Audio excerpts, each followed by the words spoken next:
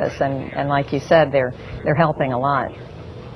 All righty, we are on the phone right now with weather chaser Brett Adair. Brett, where are you right now? We're currently sitting in Gulfport. We're at the intersection of Highway 90 and 21st Avenue. Watching a lot of the water come over the roadway from obviously the Gulf of Mexico, but a lot of the new water here in our location is primarily from flooding. The storm surge inundation is a little bit further west, going down toward, let's see. Probably down towards past Christiana and continuing westward into Hancock County then. Yeah, well, it's in between Gulfport and Long Beach. There are several feet of water over 90 that's still coming in. Actually had a couple of the National Guard Humvees have to go through there and get some people out a little bit ago that were trying to travel through there, and we tried to help them block the road off, and, you know, we're trying to tell the general public, please don't get out in this because the roads are closed for a reason, and law enforcement doesn't need any extra activity unless they absolutely have to do it. No, and actually as we're looking at video right now on 90, we're seeing some cars travel by. Are you seeing very much traffic? I mean, I didn't see much when I was out. Yeah, we actually on our video, a law enforcement officer was just flying by and pulling somebody over because they were on the roadway and they shouldn't have been. Now, Brett, what were you expecting when you decided to come to the Mississippi Gulf Coast, and what, if anything, has surprised you over the last 24 hours or so?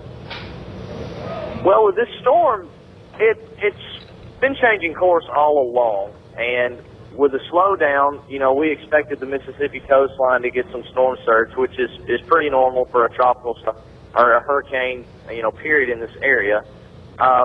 We expected about what we're seeing so far. The storm surge is not that terrible in terms of crossing 90 in areas it shouldn't be. It's just that these beaches were so beautiful down here, and now a lot of the erosion is going to take place, and the beaches are going to have to be restored. Matter of fact, there's a lot of sand going down toward Long Beach across 90. Right, we do see that with all of our storms, and even in less significant storms than this, sand ends up on the highway. Even just heavy wind without a storm, we see that. That's right. Now, Brett, are you in a specially designed vehicle or something that allows you, and do you have equipment inside that vehicle where you're measuring anything from a climatological point of view? Definitely. Our vehicle is equipped with everything from mobile internet to cameras to weather equipment. And right now, I'll tell you, the highest gust that we've measured this morning currently in Gulfport was a 67-mile-an-hour gust. And Brett, are you staying pretty much on the Mississippi coast, or are you traveling any into Louisiana? We've been on the Mississippi coast for most of the event. We did some stuff in the Alabama coastline on Dolphin Island, but we've been traveling from the Lakeshore, Mississippi area and Waveland all the way over to Gulfport.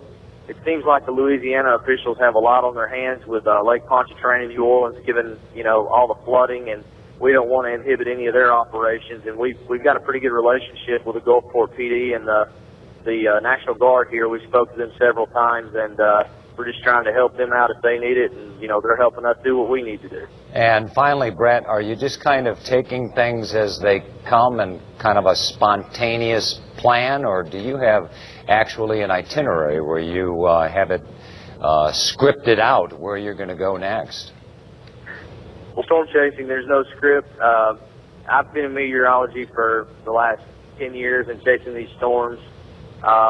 We have all the equipment. We've got the radar like your guys in the weather office have, and we're watching that pretty closely to see what this storm's doing. And we can tell that this area of Mississippi is in some of the strongest bands of convection from this thing. So we want to sit in this area and just see how bad it might get. And we've been shooting stuff. I mean, we may get contacted by some of these folks. We've had to take some damage pictures of trees that have fallen on cars and houses. You know, you never know. These people might contact us wanting some pictures for insurance purposes. So we're is that kind of Brad, just doing a broad scope of things. Brad, is that common in the past? I mean, do you, when you take a photograph, for instance, of damage at a house, and the policy holder is then going to have a situation with their insurance company, are your images oftentimes used?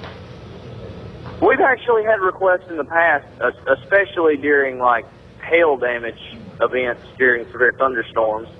But, you know, you never know. People, we have a website where we live stream and you guys can see that, and they can also see it at home. So some of these residents have actually contacted me on my email, my personal IM. So, you know, it might pop up to see that. So we're going to keep it just in case they do.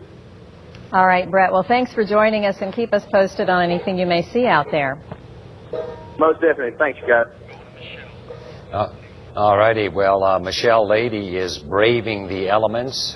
She is out on the Mississippi coast, and we'll be going to her in just a few minutes, Karen. That's right. And She's been running around everywhere for the last 24, 36 hours, really, doing a lot of work. Yeah, our cruise, and having done it ourselves when we were a bit younger, no. But when you're, and the wind is